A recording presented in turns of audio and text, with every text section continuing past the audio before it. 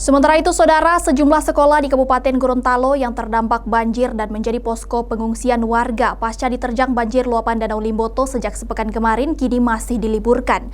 Aktivitas belajar mengajar di sejumlah sekolah yang terdampak banjir dan menjadi posko pengungsian akan kembali berjalan normal setelah status tanggap darurat dicabut atau setelah tak ada lagi warga yang mengungsi di sekolah.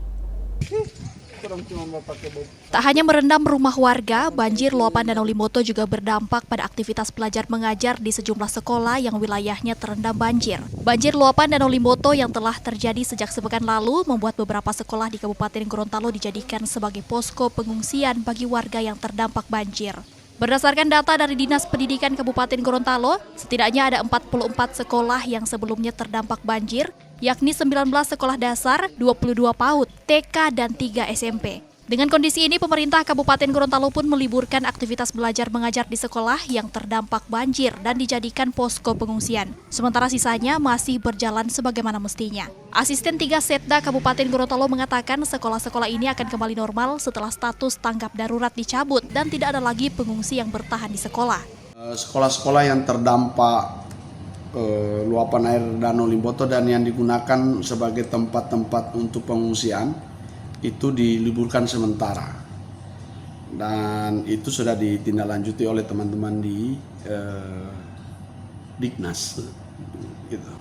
Sampai status tanggap daruratnya dicabut, sampai mereka misalnya yang di ini sudah meninggalkan lokasi pengungsian baru dilakukan diaktifkan kembali sekolahnya. Cuman terkait yang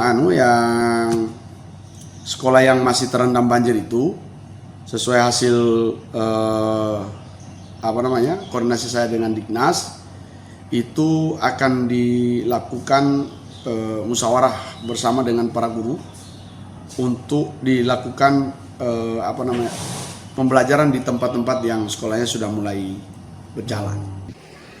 Sementara itu, salah satu orang tua siswa mengaku kini anaknya sudah tidak memiliki seragam sekolah karena telah hanyut saat banjir menerjang rumahnya. Anaknya pun kini masih belum bisa mengikuti aktivitas belajar mengajar karena tak ada seragam sekolah dan aktivitas yang masih diliburkan.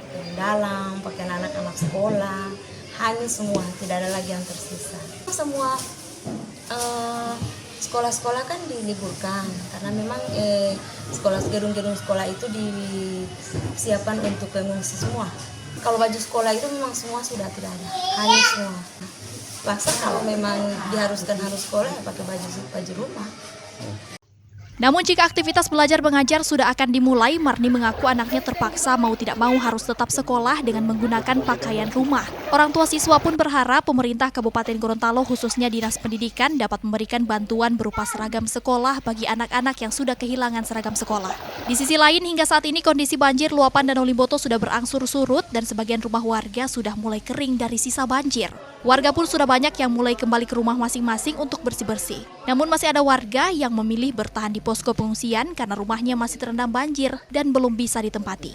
Kris Kamisma, Kompas TV, Kabupaten Gorontalo, Gorontalo.